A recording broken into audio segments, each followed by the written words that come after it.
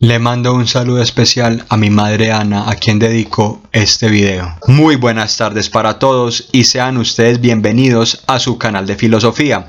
El día de hoy nos vamos a adentrar en la vida de las mujeres de la Galilea del siglo I y para ello nos vamos a concentrar en la figura de María, esposa de José y madre de Jesús. María o Miriam de Nazaret era una mujer campesina galilea que vivió su vida en tiempos de la dinastía herodiana, una corona vasalla del poder imperial romano. Su existencia se hallaba supeditada a la unidad productiva agrícola familiar, muy propia de varias aldeas palestinas del primer siglo de la era común. Fue la que amamantó a Jesús el Nazareno, la que cuidó de los primeros pasos de este vástago de la estirpe davídica y fue su primera maestra de religión. Como muchas mujeres hebreas de ambientes rurales, María formó parte de una amplísima red de educadoras y transmisoras de la cultura. Históricamente, en los pueblos semitas, eran las mujeres las encargadas de salvaguardar la piedad popular, de enseñar a los niños las costumbres religiosas y la normativa moral y jurídica vinculada a la dimensión sagrada. Esto es evidente de suyo, pues todas las mujeres campesinas debían configurar una trama de prácticas sociales en torno al cuidado de los más pequeños.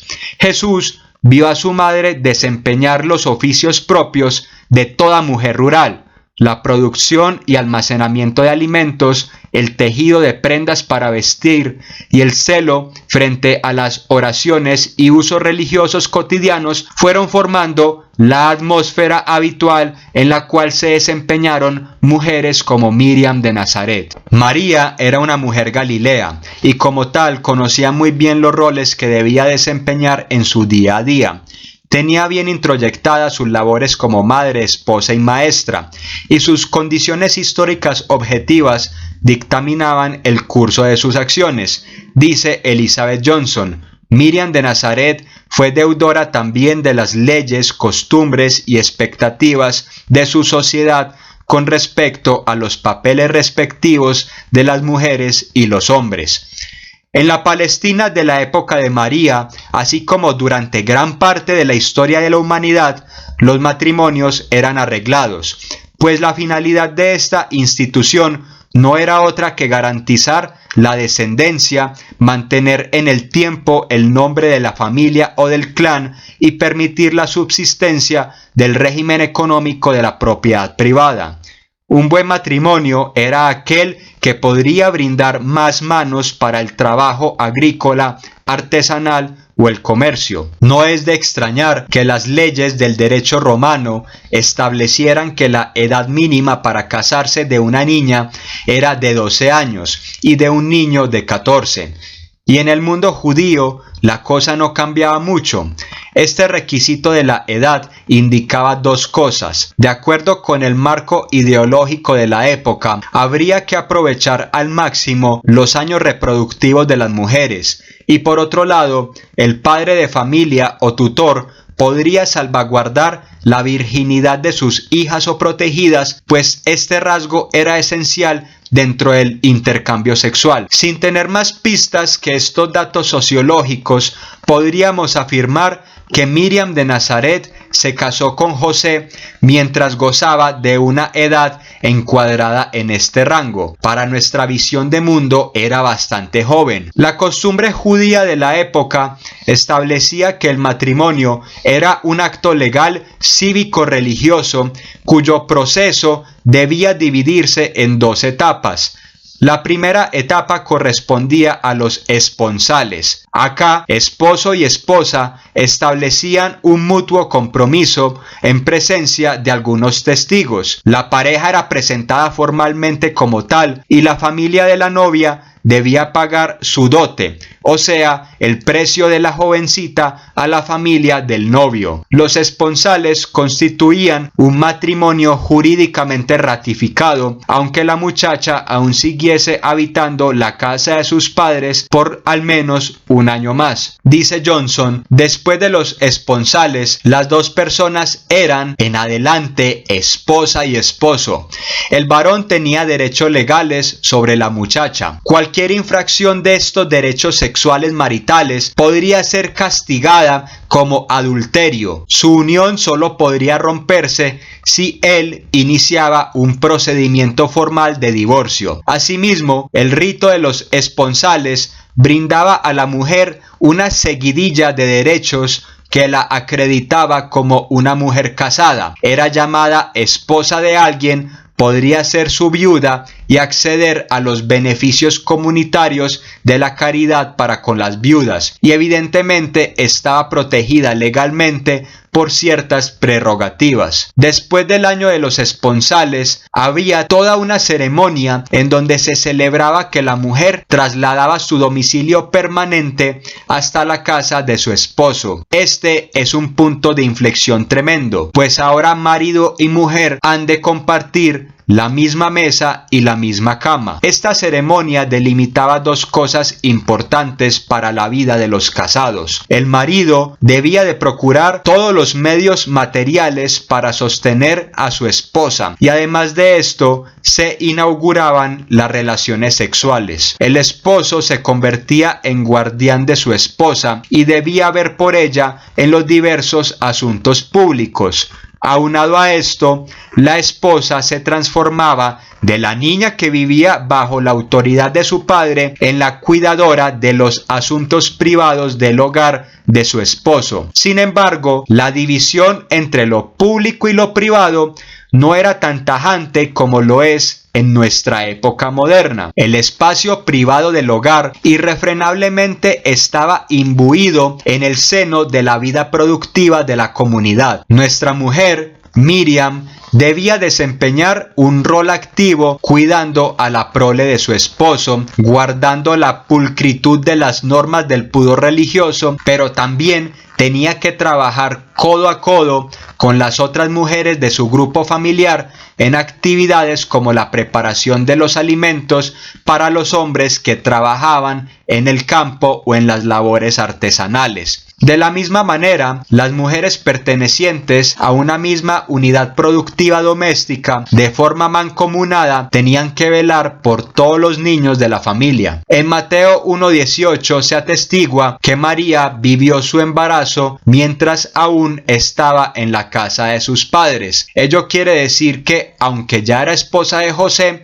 solo se había celebrado la primera etapa, los esponsales. Durante el siglo IV se extendió una leyenda que decía que María había hecho votos perpetuos de castidad, condición que José, en este orden de ideas, respetó. Esta fábula fue ampliamente extendida por todas las latitudes de la cristiandad. Quienes se encargaron de esparcirla fueron Gregorio Niceno en Oriente y San Agustín, San Jerónimo y San Ambrosio en Occidente. Esta construcción mítica tiene que leerse en su propio contexto. Durante esta época, con el cese de los martirios, se instaba a las personas a seguir un camino de santidad a través del ascetismo. La virginidad era percibida como una virtud más que superlativa. Hombres y mujeres tomaron la iniciativa de seguir una vida vigilante en monasterios. Sin embargo, este relato tiene unas intenciones más moralizantes que históricas y dista mucho de la práctica usual de la época de Miriam de Nazaret. Es evidente que había algunos grupos judíos no hegemónicos, tales como los esenios de Qumrán y los terapeutas de Egipto, que abogaban por el rigorismo moral y veían en la virginidad un acto noble propiciatorio de la pureza corporal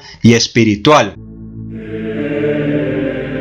Ahora es inviable que Miriam una preadolescente de alguna aldea de Galilea que seguía un judaísmo convencional, se haya circunscrito a uno de estos grupos de cuño sectario. En todo caso, el dato histórico más fidedigno es que Miriam se mudó a la casa de José y allí pasó a formar parte de una familia extensa. No debemos pensar en la caricatura de la familia nuclear moderna que tenemos en la cabeza, en donde un padre y una madre viven con sus hijos como si de un átomo aislado se tratase. La familia semítica estaba coaligada por férreos lazos de parentesco.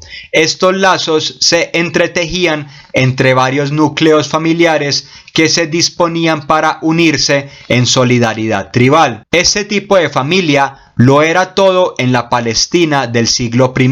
Una pareja con sus retoños por sí solos no podrían sobrevivir ante las cruentas pericias del día a día. Se precisaba de amplias redes de interdependencia. A su vez, la familia era quien brindaba identidad al individuo. Ningún individuo valía por sí mismo, sino por su origen. Como podemos ver, la familia no solo brindaba la oportunidad del sustento material, sino que era la institución por excelencia encargada de transmitir las costumbres heredadas. Los matrimonios constaban ordinariamente de grupos intergeneracionales de gente ligada a través de lazos de compromiso y vínculos sanguíneos. Una pareja mayor residía con sus hijos adultos, sus hijas no casadas, porque cuando se casaban tenían que abandonar la parentela. Las esposas de sus hijos, los nietos y en muchas ocasiones también cohabitaba con ellos en esta familia extensa algunos sobrinos o algún hermano o hermana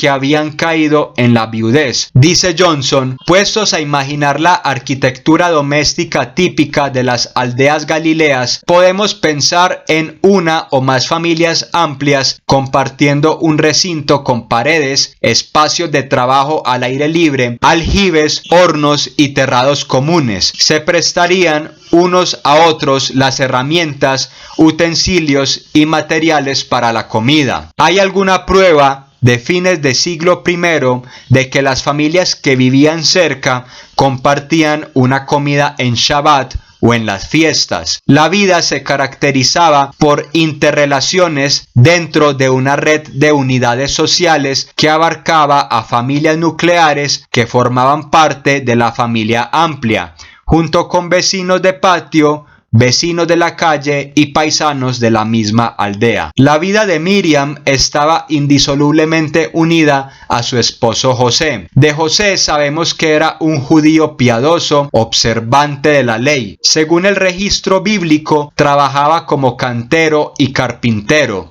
lo que en griego se denominaba como tectón, es decir, pertenecía a la clase de los artesanos. Este gremio se ocupaba de varias labores, desde la construcción y reparaciones de edificaciones grandes y pequeñas, como casas, templos, santuarios y caminos, hasta la extracción de piedras. Durante la época de José, mientras la tetrarquía de Galilea estaba en manos de Herodes Antipas, se emprendieron magníficas obras de construcción, pues el regente tenía en mente la edificación de grandes ciudades para agradar a sus amos romanos. Quizá José laboró en Séforis y Tiberíades, prestando sus brazos para erigir estos fastuosos monumentos urbanos. Ahora bien, que José y Jesús hayan sido artesanos no los eximía de los trabajos en el campo, pues toda la unidad doméstica productiva tenía que ayudar en tiempos de vendimia y de grandes cosechas. El factor crítico de la vida de José fue el haber declarado la paternidad sobre el primogénito de María. La ley establecía que si un hombre reconocía un hijo como suyo, era efectivamente su hijo. Dice Johnson que la acción de José para con Jesús representó una gracia salvadora, proporcionando sostento y casa a largo plazo para esta madre y su hijo. Nazaret era una pequeña aldea, Muchas personas oriundas de esta zona vivían en cavernas escarbadas en la montaña. Otros tantos habitaban humildes casas. Las paredes eran oscuras, por lo general de adobe o de piedra. Al primitivo hogar lo cubría un techo de ramaje seco y arcilla, y el suelo era de tierra apisonada. Algunas de estas casas quizá tenían un pequeño sótano para guardar grano y agua. Era usual que estos humildes hogares solo gozaran de una estancia, en donde dormía toda la familia e incluso los animales. Las casas daban hacia un patio común, compartido por otros hogares, y la unidad básica de producción doméstica era este conjunto de casas concatenadas en torno a un molino y a un horno. Las mujeres molían el grano y cocían el pan. A los niños les gustaba jugar en este patio y a los mayores les gustaba disfrutar del fresco viento de la tarde y de una buena tertulia al finalizar las labores del día. En el ministerio público de Jesús aparece su madre y sus llamados hermanos, pero no José. Esto nos da a entender que quizá José murió antes de que Jesús cumpliese 30 años, dejando a su esposa viuda. José, esposo de María, padre de Jesús, salvaguarda ciertas similitudes con José, hijo de Jacob, el del Génesis. Ambos son intérpretes de sueños. El esposo de María recibe 4 veces revelaciones a través de los sueños. Igual que el primer José, baja a Egipto, creando la plataforma para el drama final del Éxodo. José de Nazaret huye de la cólera asesina de Herodes, llevándose al niño y a su madre a Egipto. Desde allí siguen un camino que simboliza a Moisés. Con todo ello, el último José es caracterizado como un hombre justo, que significa que era un judío observante, recto, honorable, digno de confianza y fiel. Dice Johnson, Mateo y Lucas presentan una genealogía de Jesús cuyos ancestros hacen arrancar el primero desde Abraham y el segundo desde Adán, y antes de este de Dios. Aunque sus teologías son diferentes, ambos dan una nota importante al situar a José directamente en el linaje de la casa de David. Al aceptar al niño como suyo, pública y oficialmente, José proporciona a Jesús una herencia davídica que se convierte en parte del fundamento de la proclamación de Jesús como Mesías en la reflexión cristiana posterior. Miriam vivió en el interior de una estructura familiar bien amplia. Marcos nos habla de unos hermanos de Jesús y de ello hacen ecos Mateo y Lucas. Los sinópticos nos dicen que los hermanos y la madre de Jesús se presentaron afuera de la casa donde estaba enseñando y pidieron verle. En el Evangelio de Juan, la madre y los hermanos de Jesús bajaron a Cafarnaúm después de las bodas de Caná. En los años siguientes, Santiago, hermano del Señor, se convirtió en el dirigente de la iglesia de Jerusalén. En Marcos se nos dice que las enseñanzas de Jesús en Nazaret causaron un fuerte escándalo y las personas se preguntaban de dónde había sacado tanta sabiduría. ¿No es este el carpintero, el hijo de María, hermano de Santiago y de José, de Judas y de Simón? ¿Y no viven sus hermanas aquí entre nosotros? La identidad de estos hermanos es no menos que controversial y en la iglesia primitiva pervivieron 3 posturas. La primera, defendida por Hegesipo, Elvidio y Tertuliano, sugería que estos hermanos y hermanas eran hijos de José y María. La segunda hipótesis apareció en el protoevangelio de Santiago a mediados del siglo II y fue defendida por Epifanio en el siglo IV. Y esta sugiere que estos hermanos son fruto de un matrimonio anterior de José. La tercera hipótesis indica que los hermanos y hermanas de Jesús son de hecho primos y primas.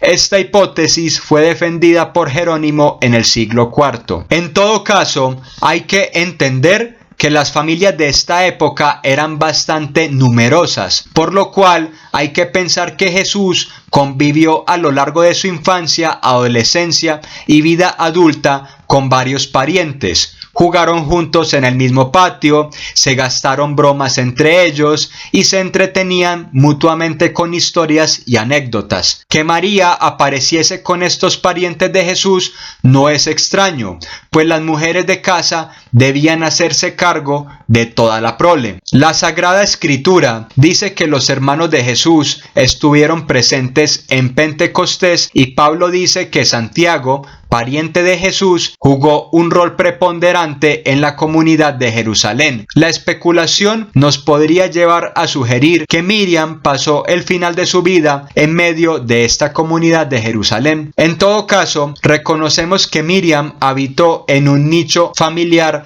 de sumo complejo y con muchas personas y demasiadas ramificaciones. En este medio social y geográfico de la Galilea del primer siglo, hombres y mujeres estaban supeditados a contribuir con tareas específicas según la división sexual del trabajo. Podríamos imaginarnos un cuadro familiar de Miriam en donde ella se encargaba de producir, elaborar y conservar los alimentos.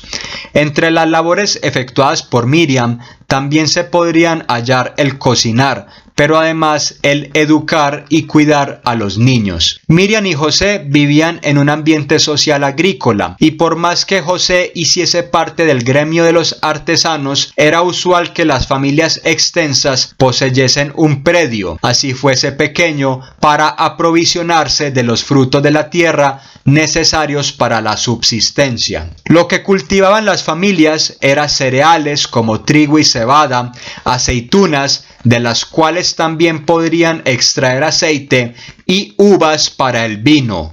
Era común que las familias tuviesen algunas cabras, ovejas y quizá vacas. El lugar de trabajo de las mujeres viraba entre el campo y la casa. Durante las épocas de grandes cosechas, todos ponían sus manos a disposición para llevar a buen término los arduos trabajos. Sin embargo, era requerido que las mujeres siempre tuviesen un ojo atento y vigilante para con los niños. Dice Meyer, el trabajo del huerto, cultivando árboles frutales, viñas, verduras y hierbas, en cuanto opuestas a los cultivos del campo, ocupaba una parte importante del tiempo de la mujer fuera de la casa. Estos huertos crecían en los lugares adyacentes a los recintos de la vivienda, lo que facilitaba a la mujer atender a la vez a los niños y a las tareas del campo. Al trabajo de siembra y recolección de frutos agrícolas estaba aunado el de almacenamiento. La presencia de sótanos con tinajas y almacenes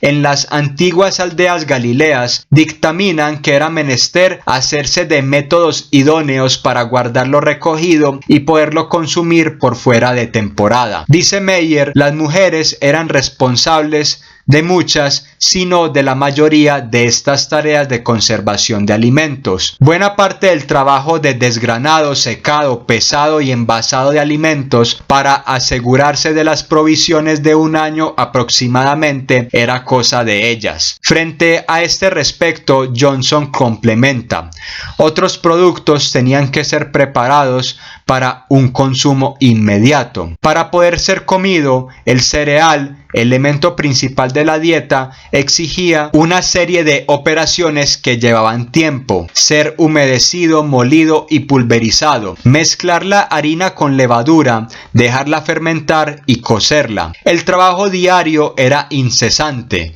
dado que el pan era el alimento principal de la dieta familiar. Era el verdadero sustento de la vida. Además, había que prensar las aceitunas para tener aceite, fermentar las uvas, hacer de la leche yogur y queso. También era responsabilidad de la mujer el cuidado rutinario de los animales domésticos que estaban encerrados en el domicilio, ya sea en el patio, ya sea en una cerca. Jacob Neusmann asevera que el trabajo de la mujer debía ser alimentar a toda la familia, y esto no solo correspondía a un acto netamente material, pues durante la preparación de los alimentos, las mujeres deberían observar las normas dietéticas de la ley, de la Torá, lo cual sumaba bastantes méritos. Louis Chotroff dice: al preparar la comida de acuerdo con tales exigencias, las mujeres lograban un papel central en la observancia de las reglas que regían en la pureza cultural. La consecuencia lógica es que ahora las mujeres tienen el poder de asegurar la santificación. No sería de extrañar, añade Johnson, que Jesús haya visto el rito de preparar los alimentos una infinidad de veces. Su madre, sus tías y sus primas mayores, a lo largo de la cotidianidad, debían atenerse con sumo cuidado a todo el proceso de manipulación de alimentos. Jesús observó con detenimiento cómo su madre preparaba el pan, y quizás de ahí devino su parábola sobre la levadura. El reino de los cielos se parece a un poco de levadura que una mujer tomó y mezcló con 3 medidas de harina hasta que fermentó toda la masa, se dice en Mateo 13:33. Según el análisis de Chotroff, la gran cantidad de harina refleja la práctica común cuando se hace pan de una sola hornada para varios núcleos familiares que comparten un horno común en el patio. Una mujer fermentaría una tercera parte de la masa, luego amasaría el resto y cocería los panes. En la parábola, este trabajo femenino se convierte en la imagen del trabajo de Dios, renovando y salvando el mundo. Sus manos amasando el pan transparentan las obras de Dios. Pan y Dios se ponen en relación las manos de una mujer que hace el pan y las manos de Dios. Cuando las mujeres se encargan de brindar alimentos, simbolizan el poder dador de vida de Dios. Miriam claramente también representó esto para los ojos de Jesús. Otra gran parcela del trabajo femenino era la provisión del vestido para la familia. Siguiendo la división sexual del trabajo, los hombres debían esquilar las ovejas y las mujeres estaban ligadas a la maratónica tarea de cardar e hilar, tejer las telas y hacer la ropa. La ropa, fruto de esta labor hogareña, no estaba muy adornada. Era recia y servía para aclimatar el cuerpo al calor, que se exacerbaba con el ritmo frenético del trabajo. Los utensilios utilizados en el día a día, como cepillos para el cabello, pequeñas vasijas, cestas, entre otros, eran cocidos en hornos de cerámica por las mujeres de la familia. Las herramientas metálicas debían traerse desde fuera de la aldea. Dice Meyers: todas las aportaciones al desarrollo de la vida familiar se llevaban la mayor parte de las horas del día que estaba despierta la mujer. El tiempo necesario para los trabajos dentro de la casa, en el patio y fuera de la casa, añadiéndoles variantes impuestas por la temporada, era seguramente de más de 10 horas diarias. Los trabajos de las mujeres exigían destrezas técnicas y organizativas. Mantener el orden material y moral de un entramado familiar no era una tarea sencilla. La madre de un núcleo familiar podría recibir ayuda de la abuela, sus hijos mayores o las tías sin hijos. Ahora bien, esto no menguaba la carga atosigante de sus responsabilidades. Los niños pequeños solían estar bajo la sombra protectora de su madre en la vida diaria. Al dedicar las mujeres más tiempo que los hombres de la casa a las labores del hogar y a los huertos y patios contiguos, dedicaban también más tiempo que el hombre a los niños y a las niñas, hasta que los chicos tenían la edad suficiente para acompañar a sus padres y poder colaborar en sus trabajosas actividades. Ellos y sus hermanas quedaban principalmente bajo el cuidado de su madre.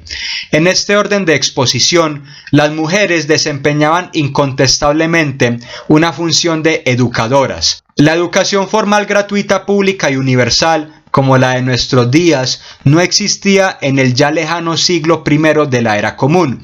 Eran las mujeres quienes se encargaban de insertar a los niños pequeños a los tumultuosos procesos culturales. Las mujeres eran las primeras maestras de religión, buenas costumbres y normativa ético-jurídica de los niños. Ellas creaban la atmósfera en que respiraban estos jóvenes.